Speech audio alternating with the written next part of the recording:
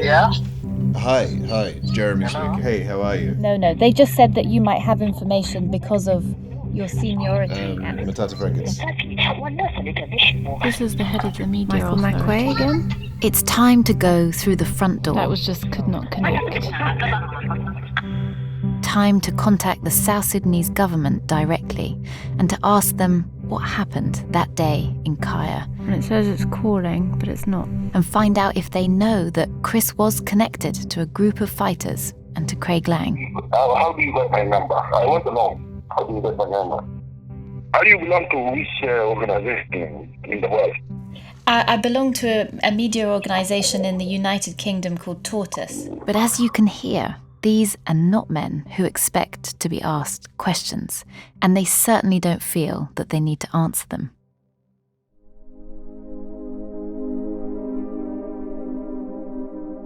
None of this is surprising. One person who had worked with the military in South Sudan told me, just think about it. For decades, South Sudan has been at war. The security arm of the government is in control, and so almost everything is considered a state secret. And as a result, information isn't seen as a public right. Journalists are viewed with suspicion. Their lives are under threat. Do you feel scared now? Does that continue? Yeah, I'm still actually, if somebody is not happy with you, he can go and just kidnap you from anywhere. But it doesn't stop me from trying. Despite the threats, I have the help of brilliant South Sudanese journalists who give me the tools to navigate the paranoid world of the military. It's the final step before we return to America and to Chris's parents to tell them which story we think is true about what happened to their son 5 years ago on the front line. I'm Basha Cummings, and from Tortoise, this is Pig Iron. Episode 7, Out There.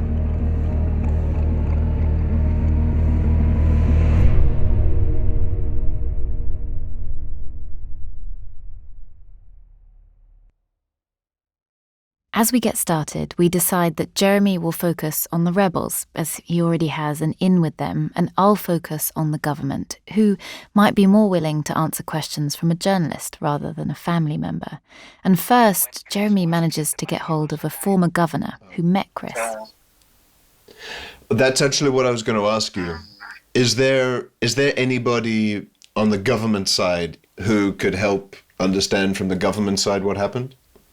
I think you can contact the Minister of Information because he was the one who came out openly to make statements about him, and the army spokesman also. But my command responsibility is the one to be able to speak. Okay. They will not allow you to talk to the one who was down there in the theater of war. Then he gets another warning. So I've just received a text message from a former South Sudanese senator, I think, or parliamentarian. Hello, Mr. Bliss. I've been trying to get information about your relative killed in South Sudan, but have not been able to find something that can help you. Almost everyone I approach fearfully tells me it was killed in the crossfire. Witnesses are afraid for their lives because of possible reprisal attacks. I feel ashamed that your cousin was killed in my country while on the line of duty, yet I am unable to help. South Sudan continues to be a violent kleptocracy where a tiny number of politicians and generals have gotten rich from the country's oil, while hundreds of thousands of civilians have been killed. And though the political landscape has now changed and the rebels that Chris was embedded with are in a power-sharing agreement and in government, it seems that his case is still, at best, inconvenient and at worst, irrelevant. The passage of time is a protective cloak for those responsible. There is no pressure, it seems, to answer the question, why kill a young journalist?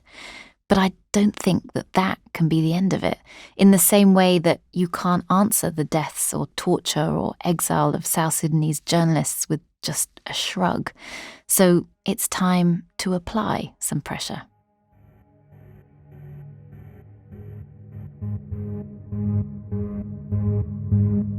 couple of people have suggested to me that you may have information about what happened. I start by calling 2 generals on the side of the government who I've been told were responsible for the military operation that day in Kaya in 2017. Come and question me with that question. I don't know any idea. I wanted to ask you some questions because, as I understand it... And who told you that I'm general? These aren't the men that the essay writer told us about. Those guys seem to have disappeared into the military system. But these 2 names I've been given now have been sent by a source who's trying to help. But they both deny any knowledge of what I'm talking about, and they deny knowing the name Christopher Allen, and they're both very unhappy that I'm calling them directly. But I keep trying. I call phone number after phone number. I send emails, and finally I get a reply. The spokesman for the South Sudanese Army, General Koang, agrees to an interview. Did you know that there was a white man embedded with the rebels? No, we weren't aware because they came under the cover of darkness. It was only after the rebels were repulsed, then we were carrying out a search on the battlefield that we were able to find a dead body belonging to a white man. I ask, why was Chris called a white rebel? He tells me, well, maybe we really did think that he was a mercenary.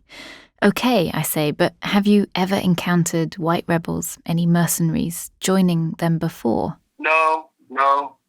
So why would he think that if there haven't been mercenaries in South Sudan? That was the first time. He tells me to speak to the information minister, myself, the man who made the white rebel allegation about Chris in the first place. And it's the first of many redirections. It is Michael himself to explain to you. I cannot speak for him. Yes. You get in touch with him, let him tell you why he described him like that. Okay, and so was it a member of the SSPDF forces who killed Christopher Allen? Say that again? Was it a member of the South Sudanese military, the SSPDF, who killed Christopher Allen? No, we cannot say that with certainty. What are the other possibilities? The rebels that came embedded with him are the best people to tell you what had happened to him. Because he had entered the Republic of South Sudan through the territory that was under the control of the rebels. So if there are questions that I'm not able to answer, it is because we were not in the know. The people who were in the know are the SPLAIO rebels that are part and parcel of the government. So you could cross over to SPLAIO and find out from them. He points me back to the rebels, but they're ignoring our calls. It's like stepping into a hall of mirrors. Everything is deflected to somewhere and someone else. But for one exciting moment, I think I get somewhere. I finally reached the government spokesman who was quoted in that obscure news article, the one saying that the mercenaries had pretended to be journalists. It's the line that kick-started my theory that perhaps Craig Lang's trip to East Africa made everything riskier for Chris. Hello, is that Mr. Mawien Makol? Yes, that's me. How are you? I'm okay, thank you. So I ask him, where did you get that information from? Where did you hear that they had pretended to be journalists? Where that information came from? I cannot make any statement regarding that again now because I am not in that role anymore. But no dice. Like everyone else, he redirects me back to the information minister. Now, there could be a reason for this beyond just evasion. One contact in Uganda told us that the South Sudanese military is really complex and there's a lack of coherent control. It's possible that the arrival of Craig Lang didn't really travel much beyond the soldiers that he met at the border.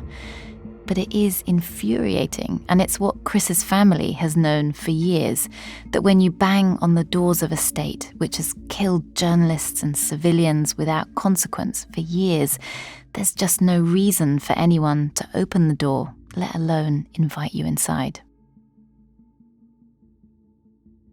But trying to get hold of the South Sudanese government isn't my only battle. Now, you might have picked this up by now, but journalists are a strange tribe. And where you find incredible acts of solidarity, you also find discord. And when things go wrong, it can mean that reporters and newsrooms pull down the shutters on each other. When Jeremy first got in touch with me, I drew up a list of people that I wanted to speak to. And of course, at the top of my list were people who were there in Kaya. And aside from the government soldiers and the rebels, there were 2 other men on that list, right on the front line, a matter of meters from where Chris was killed. And unlike the fighters, they're not compromised by the politics of South Sudan. I'm talking about the 2 Reuters journalists who arrived the day before the attack. I thought, this is my tribe. This was Chris's tribe. Of course they'll talk to me. I was wrong. It's about the trip that you made to South Sudan a few years ago, and it's about the reporting in Christopher Allen. It took months to persuade one of them to give me an interview. And some of the exchanges were confusing and tense. And just when I thought we'd agreed to speak, something would change and it would all be off again. The message seemed to be, leave this alone. And there was another, more subtle message, that journalists shouldn't be the story. It's not our job. But eventually, Goran Tomasevic, a celebrated Serbian photojournalist, a Pulitzer Prize winner now working for the Canadian newspaper, the Globe and Mail, agrees to an interview. Okay. No, fine. I don't have much to hide, and it's a long time ago, and it's everything clear. So let's start. Okay, so he's covered war for 30 years, and everything Goran tells me matches up with what we know, that Chris was upset by their arrival, that there was an argument with the commander about whether they should travel to the fighting in Kaya, and crucially, that they did take different paths to the front line. And the rebels started attack. I told both of the boys, you be careful, they don't have enough weapons, you be careful. Alan told me, I already have been in 3 wars. I said, okay, I'm telling you be careful. I met him for the first time. He's my colleague, tried to give him a bit of advice, he was not very keen to hear.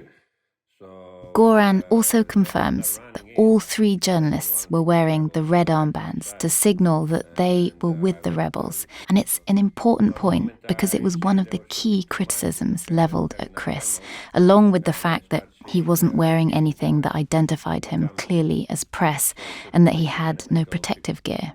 And I think it's part of why I was so obsessed with the rules of war reporting at first. I thought if I could figure out what they were, I could figure out if Chris was breaking them. Now, after months of speaking to so many war reporters and hearing their differing answers, I realised that everyone works differently. And so Chris wasn't an anomaly that day. So when the rebels started running in, he went with one group of rebels on the right-hand side. For a moment I see they were shooting too much, they don't have enough ammo, and I start hearing the incoming. So I shoot what I can, and I told Siegfried, listen, boy, now it's time to pull back. He asked me why. I said, don't ask me why, just fucking start walking back. Goran reads the scene. Decades of experience feed his intuition, and he notices that the rebels are under-equipped. He can see how this is going to unfold. He can see that in a matter of moments, everyone is going to need to retreat or face incoming fire. I start running back. So I just start maybe 5 minutes, maybe 10, I don't think more. I said, Siegfried, let's fucking move. Let's get the fuck out of here. We're going to get killed, They were running, and they were one part of rebels who were driving with me. They also knew. So you kind of saying that if you had a sense, an intuition that you could read the scene and see that this was going to go bad and that you Exactly.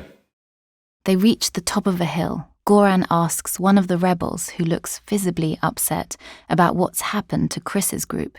He tells Goran, Chris is dead. I said, oh, Muse, he is killed. I said, what you mean he's killed? I have no idea. He said, are you sure he is killed? Yeah, he got shot in the head. And this is what I know. He thinks that Chris didn't want to hear his advice. He wanted to go it alone. I believe he ran too much fast ahead. I'm kind of going ahead, but also I'm thinking of how I'm going to pull back. I don't know how much. I didn't witness when he was killed. He says he didn't see the moment that Chris was killed. He didn't see Chris's body after. And despite being close to the eyewitness, he didn't see government soldiers celebrating himself. And how did you feel at that moment? I felt very bad, of course.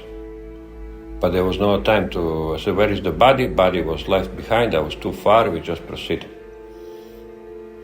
It was no time to think, I need to save my skin. So what do you think happened to Chris out there? I think he was unlucky. It was a bad luck. He was too young. I don't know if I believe he didn't follow much of the ground. He didn't take enough cover. But sometimes even if you do all of these things, this can happen. This is what we do. All of us are in the business of death. We go somewhere to do these stories, so I'm not surprised this can happen.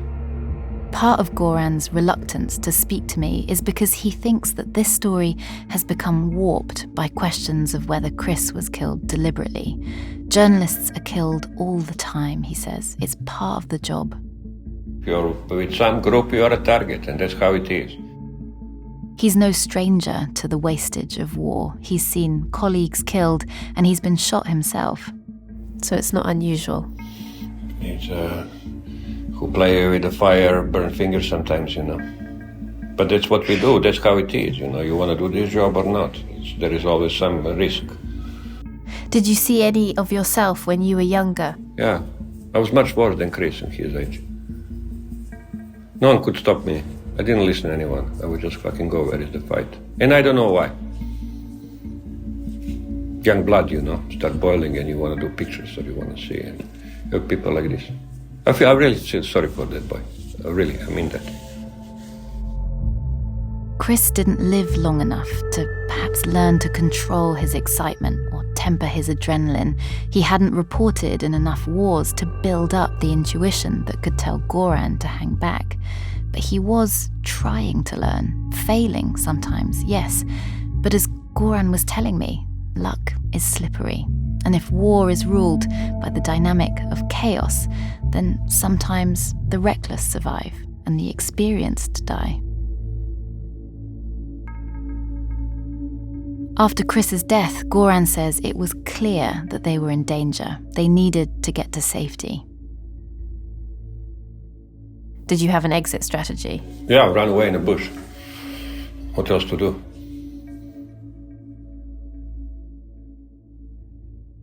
Listening to him speak, I wonder if Goran and his colleague Siegfried Madola were perhaps winging it themselves, operating spontaneously and on intuition. Perhaps outside of what Reuters would be prepared to admit. Maybe that could explain what happened next. Because 2 years after Chris's death, Joyce, his mum, emailed Reuters, the newsroom where both the journalists had worked. The campaign for justice was just kicking into gear, and she was hoping that they might be able to send her any unpublished photographs of that day in Kaya or of her son, anything that might help her understand the timeline of Chris's final hours alive. But Reuters responded with a short email. They said that they had considered her request and, quote, respectfully decline. No word of condolence. No, we're sorry for your loss. So Joyce replied, upset.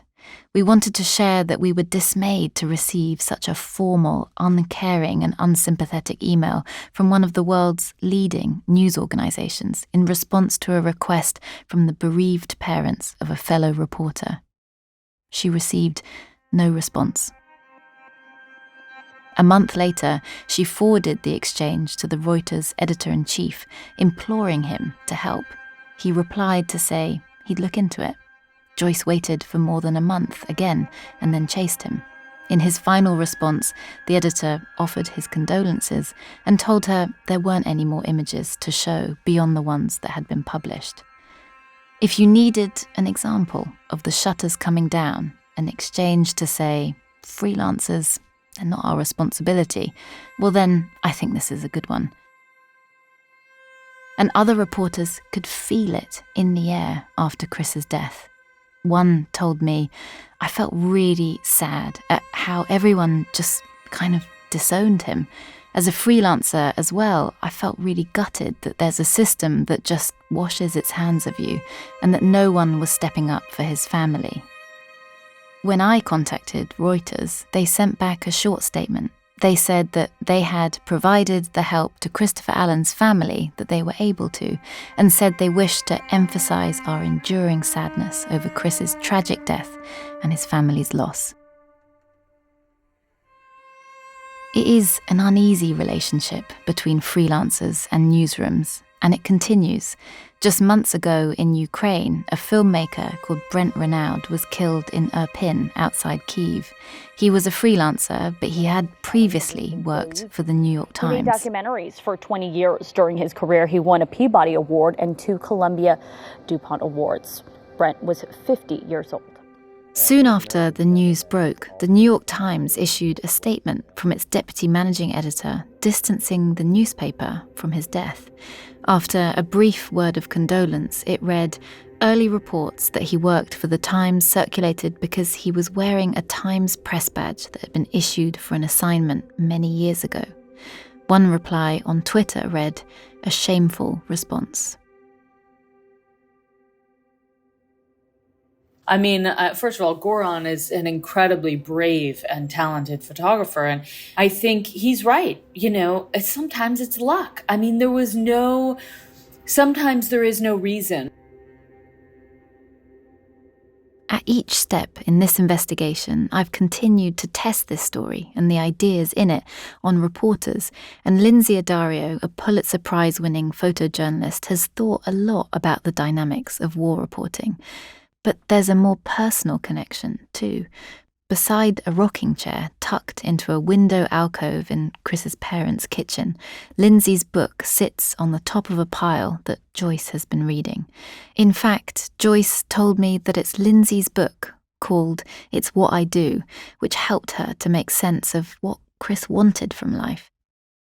It doesn't always mean that the people who are reckless die. I mean, I know a lot of very reckless journalists, and they somehow never seem to get injured or killed. And yet they set a horrible example for war correspondents with less experience who think it's okay to do those things.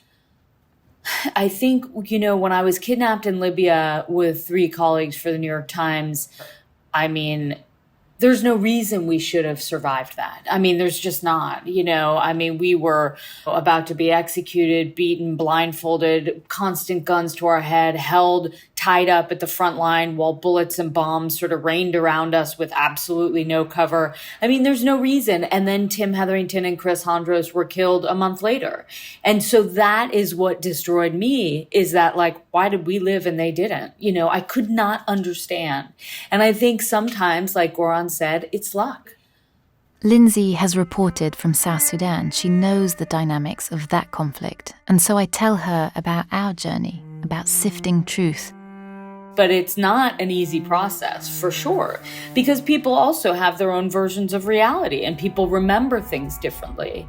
And so South Sudan is a very, very complicated and bloody place. And I have worked there since before it was South Sudan. And I have covered, fighting there and seen the ground littered with bodies and skeletons. And I've had, met a young boy who was locked in a shipping container while 60 plus men around him died, and he was the only survivor because they boiled to death. I mean, the brutality is astonishing. And I think, sometimes you can only get to the truth when you actually find an eyewitness. And that person is traumatized as well. So I think, part of what we need to do is just talk to a lot of people and try to get a sense and piece it together. We had arrived at that point. We had pieced it together. Now it was time to return to Chris's parents. It's just after 7:15. I'm just packing up to go meet Basha and Gary, and then drive up to Maine, where we'll be meeting John and Joyce again. 9 months after starting on this story with Jeremy, we travel back to Maine. We had made John and Joyce a promise that we would come back and tell them what we had discovered before it goes out into the world.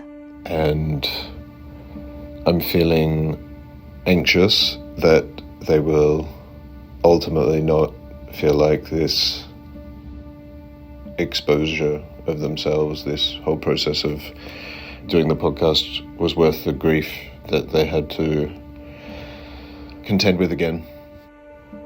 We know that they've found these last few months incredibly painful.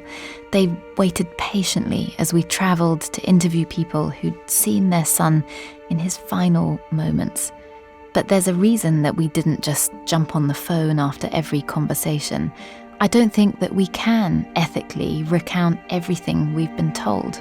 Not to them, and not to include in this series. I don't think it's fair, and a lot of it is useless, just more war fog. I want to return to them with the story of what we think really happened to Chris, one we can really stand behind. And for that, we've needed time, but the result for them has been agony. Travelers. How are you? Good, how are you doing? Hello, good to see you. Good to see you. Good to see you. How are you? You must be exhausted before you get here. Hi, Vasha. Sorry. Returning is a pleasure. Last time we were here, it was freezing. It was March. Now the trees in the yard are in the brilliant colours of the New England fall. And they greet us with hugs and with warmth. They've prepared lunch, and we sit together and eat. But there's a nervousness in the air.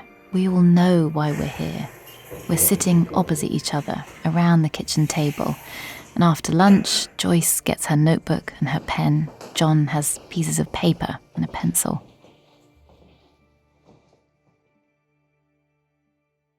What did they do around his body? I guess they couldn't ascertain if it was one. Can you say what the pathologist said about how quickly he and died? can I just ask if... How do you feel about continuing? Just carry on. I'm okay. It is a heartbreaking scene. Two parents denied any clarity about their son's death, hanging on our every word, hoping for some truth. And I guess the question is, maybe you weren't able to directly answer it, was he specifically targeted? I think that's where all of the circumstantial and the stuff that we heard on the day all comes together. And I think that's where, without speaking to the person who pulled the trigger, I think that's the best we can do at this stage, is to piece all of these different things and come up with what we think. And what do you think? I think that it is unlikely that he was targeted for being a journalist. I think it's likely that they saw a white person and shot him. But beyond that, I don't think that there's evidence that we've found of them, them knowing who he was, to suggest that it was more than that. That's my assessment based on the interviews that I've done. Yeah. I think it's very feasible that they did see he had a camera. They may have known what that meant, that he was someone taking pictures and that was to publish in the media, but that was a role that was considered, that was demonized in South Sudan at the time. So I think what we're seeing is a context in which Chris's profession was considered just as dangerous as being part of the army or part of the rebels in the eyes of those people on the ground at the time.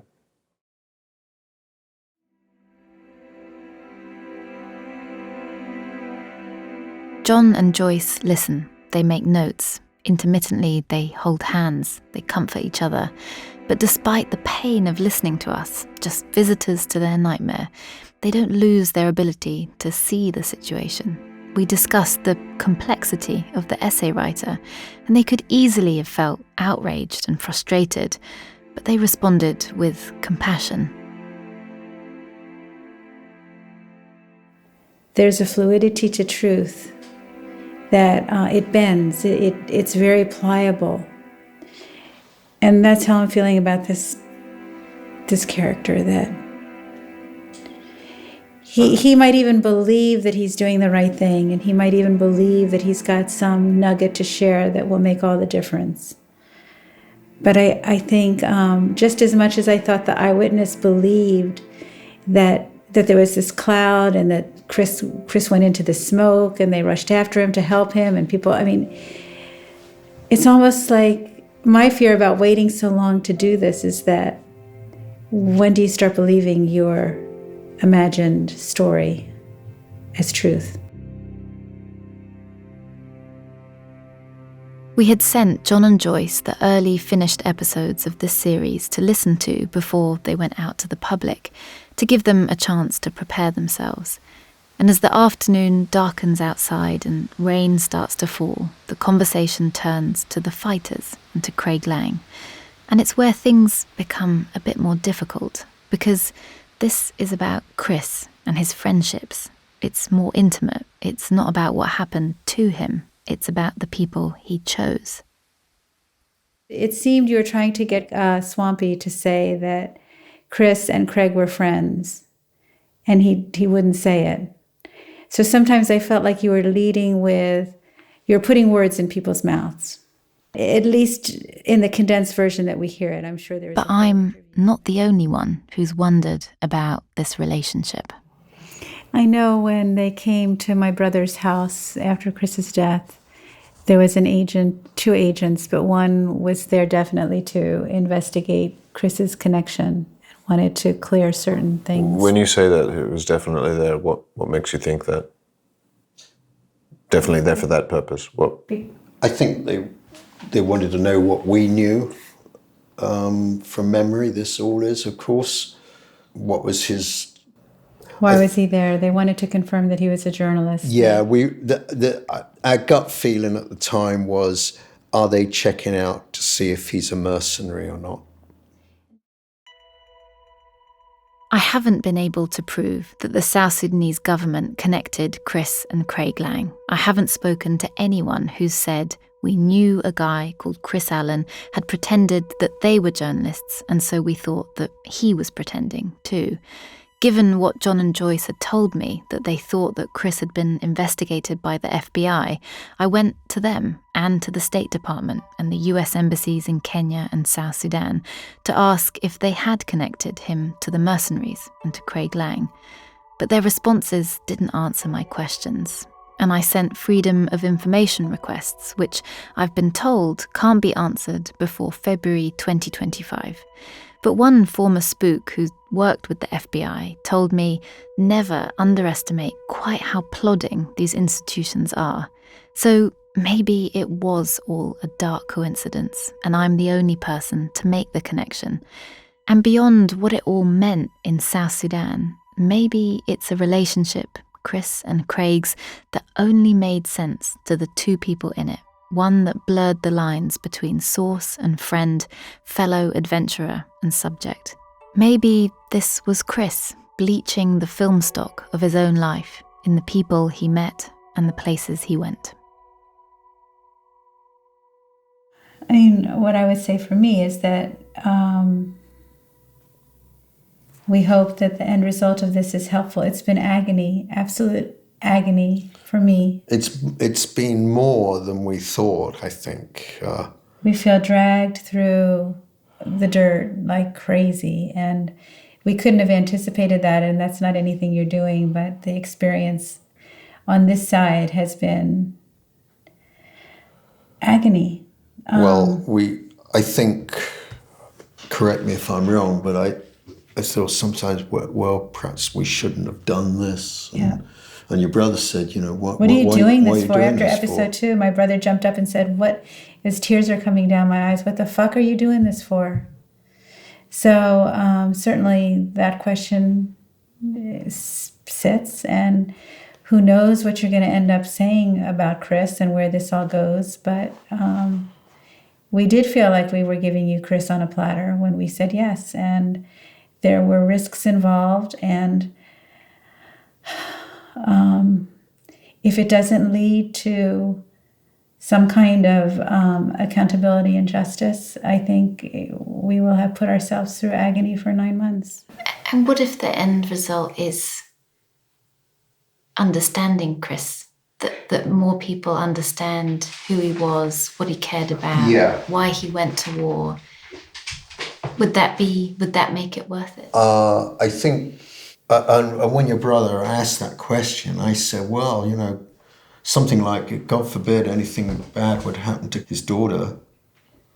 What would you do? You want to find out the truth. You would fight to uncover the truth. You would want to find out why this terrible thing happened.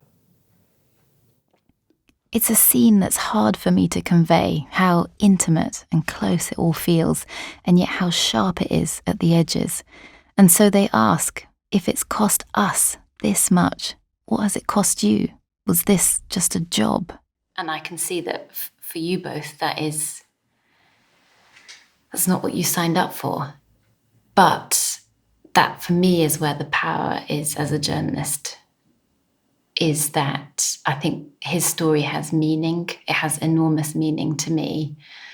And where we started in March with the sense that Chris had kind of been forgotten and booted out of journalism and treated as if he was an anomaly and that he had done things wrong, by the end of this process, and I've said it to Jeremy and Gary, that it feels like bringing him back, that all the people I've spoken to, all the war reporters see something of themselves in Chris. They think he got unlucky, he lost his life. It's an enormous price to pay, but his instincts and his draw to what he wanted to do with his life are familiar and are not unusual. And that to me feels like a very important thing. And I hope that that does bring you some comfort, because I know that was very painful at the time.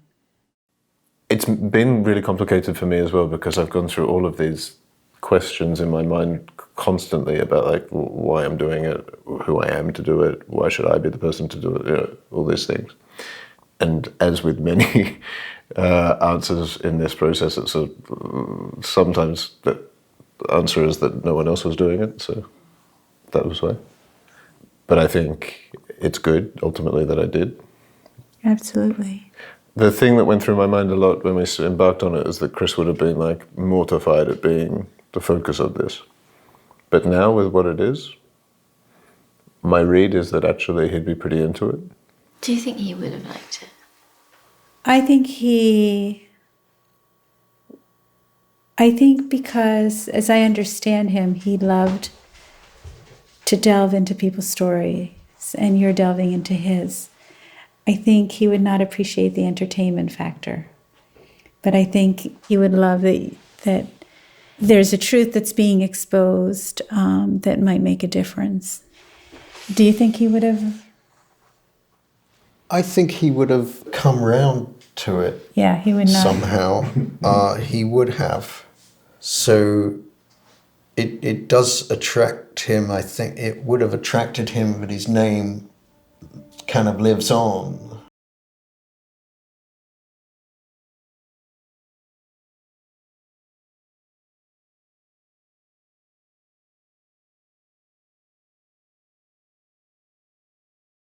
And most of all, to the story.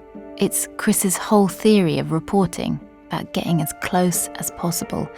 And yet it may have been part of his undoing. It may have warped his decisions and moved his compass points. It is, in the end, what he wanted. And I don't think that I could have done this reporting without getting close to John and Joyce, or to Jeremy. Even here, in the quiet, leafy world of Maine, the lines blur.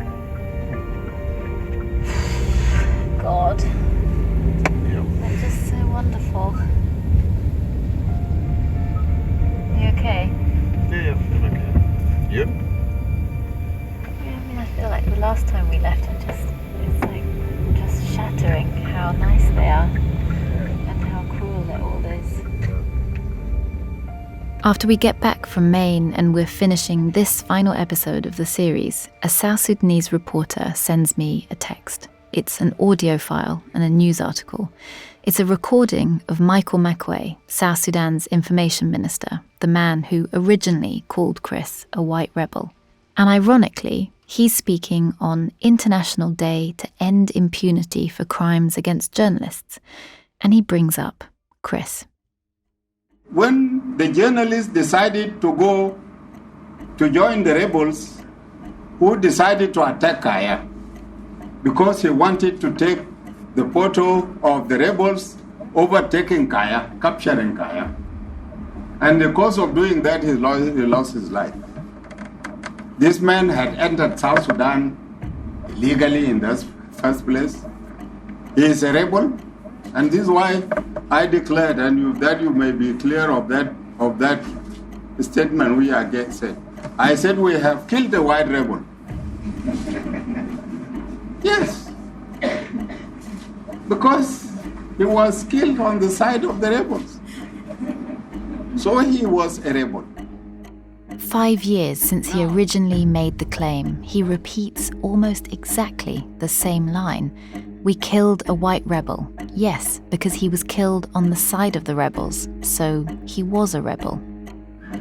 This is very funny, and we are being asked to investigate.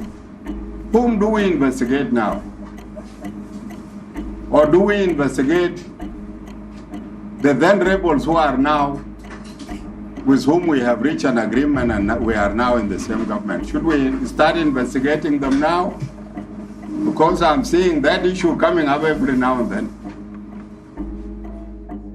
It seems our investigation has ruffled some feathers, and he's doubling down. And that laughter is full of confidence, isn't it? It says, we can do as we like. The US Embassy in Juba released a statement as a result, saying that they continue to call for a formal investigation. But it's not going anywhere. And so this, what you've listened to, might be the best that Chris's parents ever get. A podcast series about their son that has been agony for them to take part in. Nothing about that feels right, whatever you think about Chris and his decisions out there in Kaya in 2017.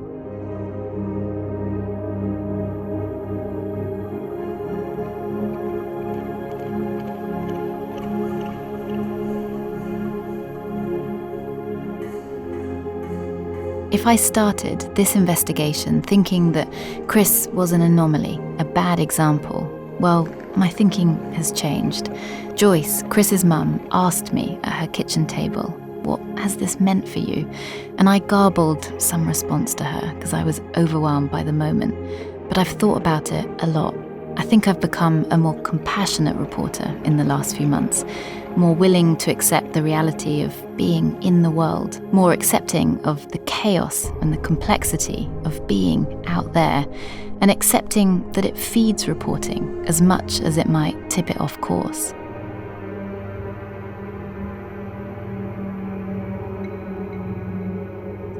And yes, Chris was reckless at times, and perhaps the intensity of the friendships he found on the front line moved the needle of his moral compass. But Christopher Allen wasn't an outlier. He modelled himself on that compelling idea of the war reporter. Like so many others, he felt that lonely impulse of delight, that complicated draw to the front line, and he answered it and tried to find meaning in it and tried to understand it.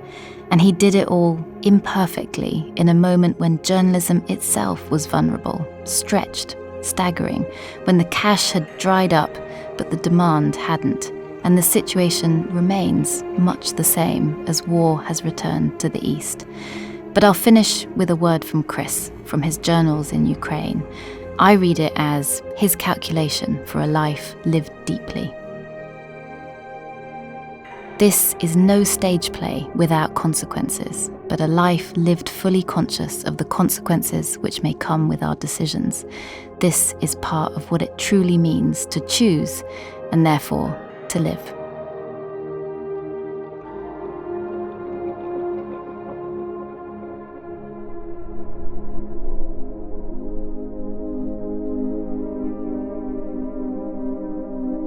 This series was written and reported by me, Basha Cummings. Additional investigation was by Jeremy Bliss. The producer is Gary Marshall.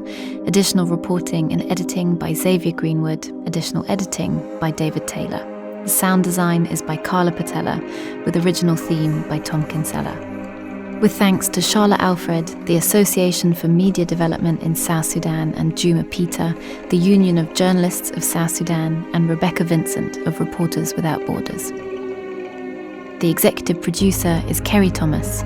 Pig Iron is a Tortoise production.